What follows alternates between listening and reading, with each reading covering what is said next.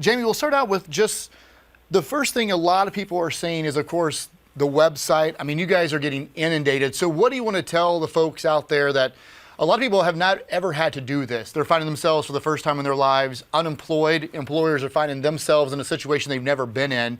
So what do you want to tell folks who are going to your website and, as some people are, finding it either not crashing or just lagging? What do you want to tell these people? Well, first and foremost, our hearts go out to everyone that's dealing with this pandemic event.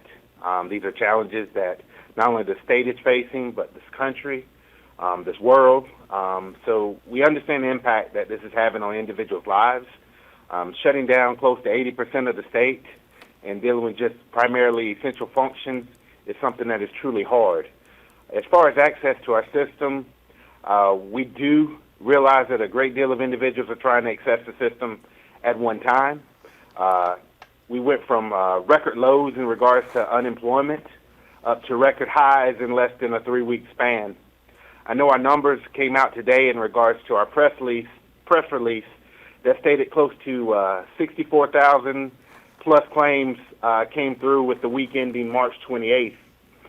The prior week being close to 32,000, and that's close to 108% increase week over week. So you can imagine the volume coming into our system, as well as individuals trying to access us through our contact center. So a significant amount of volume. There are some known issues that we're still trying to navigate. We're working very closely with the Department of Labor, the Social Security Administration, as well as the National Association for Workforce Agencies to try to address the Social Security issue. Can you imagine that every unemployment insurance program in the country credentials information through the SSA, through a system called Alcorn, and everyone is trying to do this at the same time. So you can imagine the load issue across this nation for individuals trying to credential individuals. So we're asking for patience. I know that's not the answer or the response that individuals are looking for in their time of need, but trust that we're doing all we can to work as expeditiously as possible to get their claims and their needs addressed. And Jamie, you kind of mentioned the Social Security number. It seems we posted this on social media today. You know, people are going to know that we're talking to you right now. And a lot of people are talking about the Social Security number issue. They say that seems to be the main thing here. And it's really not you guys, because once you enter that, it goes to somewhere else where they verify that. Can you just explain people, kind of dumb it down a little bit for folks that maybe they don't understand how this works? So a step in the process, and this is the decision that South Carolina has made, is when we modernized our system, we wanted to make the process very seamless and real time. So really you're credentialing, certifying who you are, and we send that information through a system that actually comes back and says yes or no. And can you imagine that the load for all of those states that are trying to do it at the same time? So that's what's happening is you send that information and it comes back with a yes or a no, and it appears that sometimes we don't get that response back, which delays the filing process, which keeps that individual from moving forward in the process, so they think. So that's kind of what the challenge has been, is getting a delay or a lag in that verification, which is a national issue and is outside our control. Again, we continue to communicate with our external partners, that being the USDOL, as well as the SSA and NASWA, the National Association for State Workforce Agencies, to see if there's anything that can be done to work on this system in which we verify, to see if there's any way that we can expand it, we can open up windows, we can create timing strategies that will allow for this process to move quicker.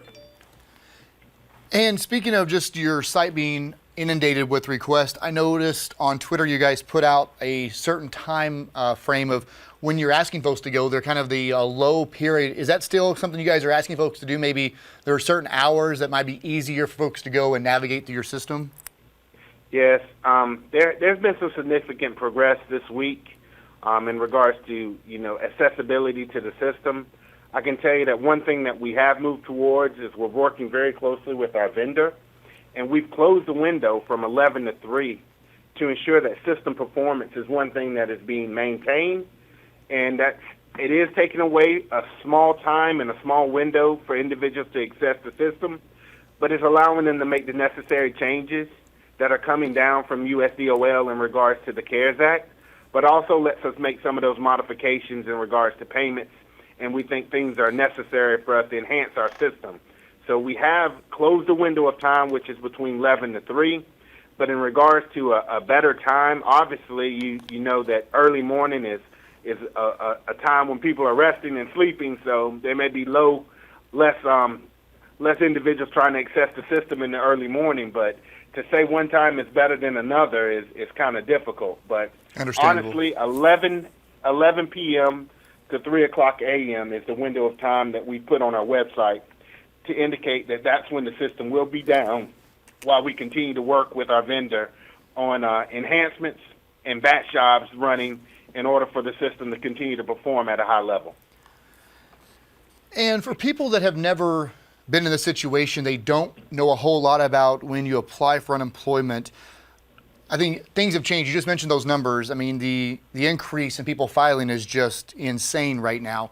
What are you guys seeing? Do you have a time frame? Is there an average time that you guys, from the time people are applying for unemployment to when they actually get confirmed or accepted? Are you guys seeing an average time, or is it right now, do you not have that because it is so inundated? Because people are asking, what's the average time right now to be accepted?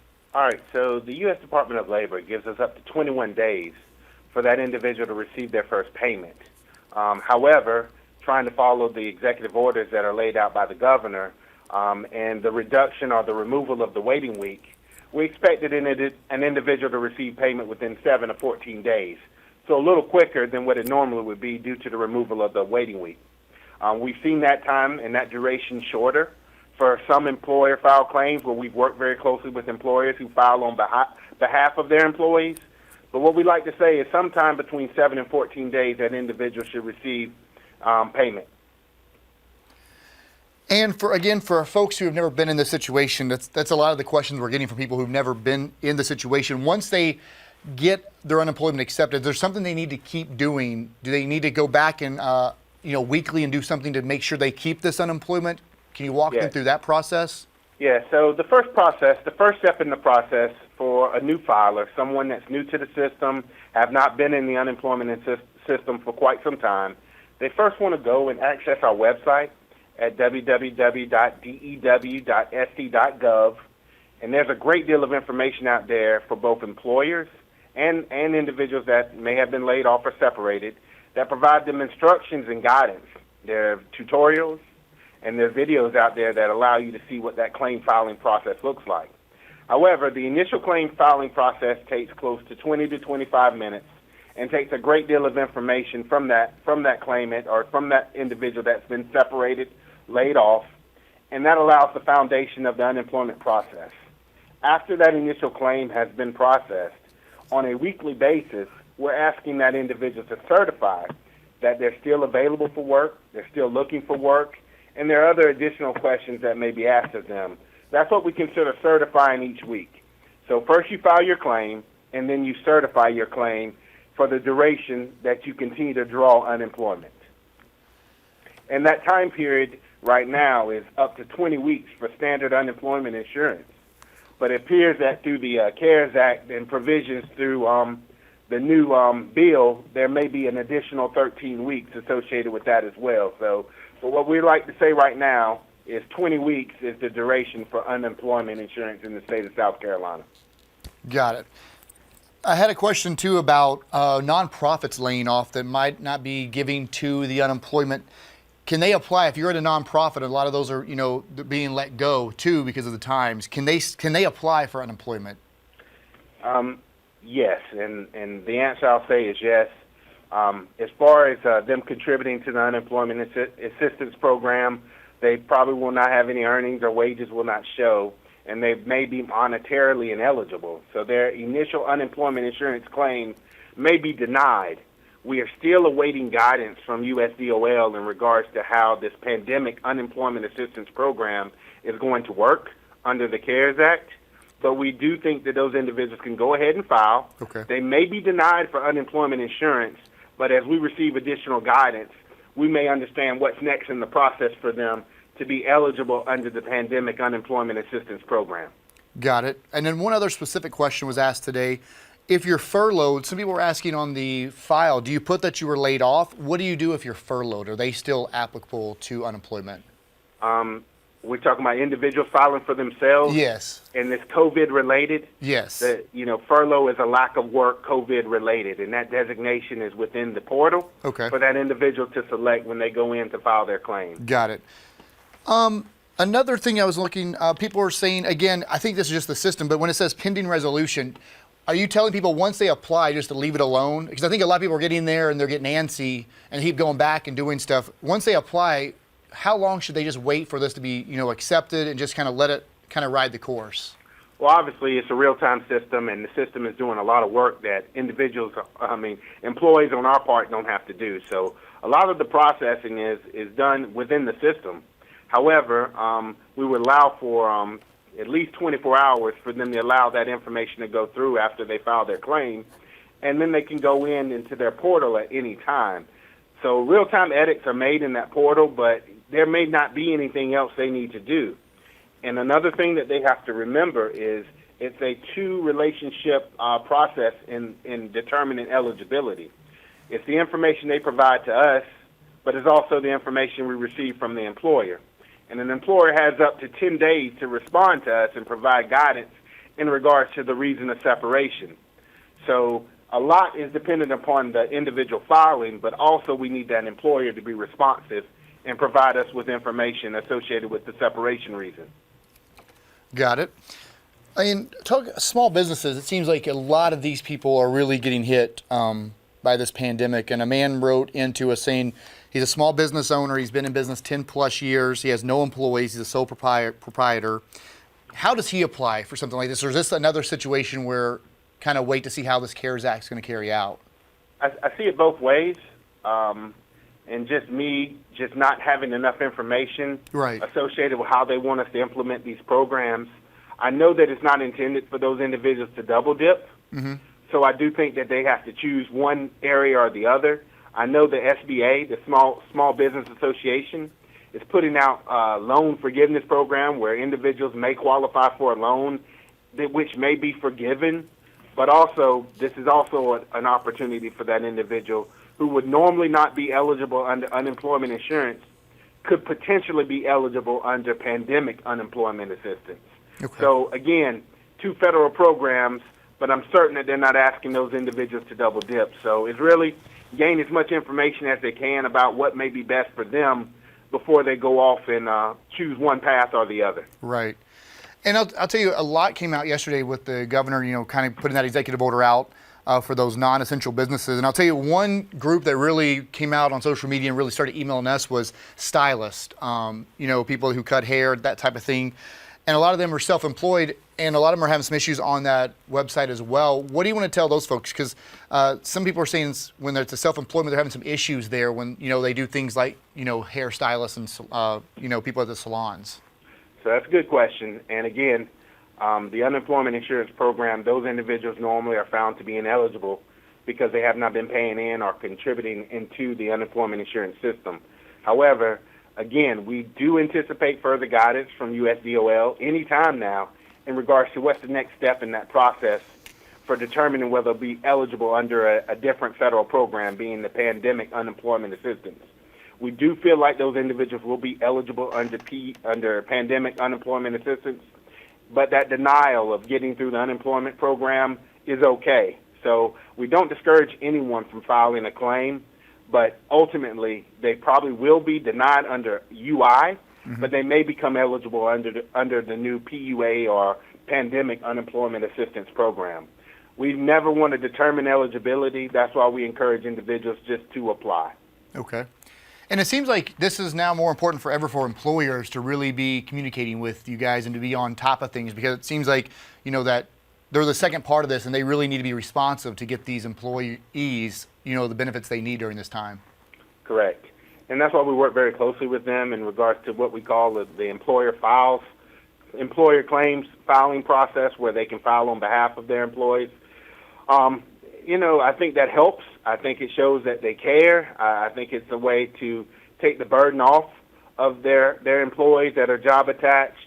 But additionally, we've made a lot of progress and updates to our website for both employers, claimants, job seekers, and I would encourage any individual to go out there and access our website.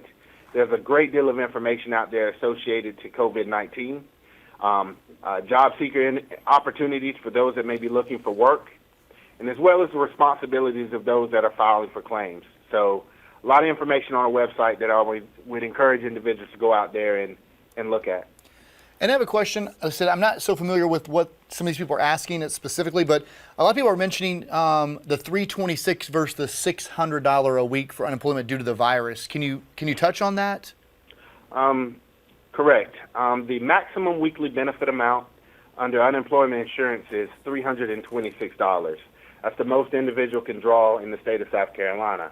However, on average, individuals normally draw between $240 to $260 is normally what the average is. Okay.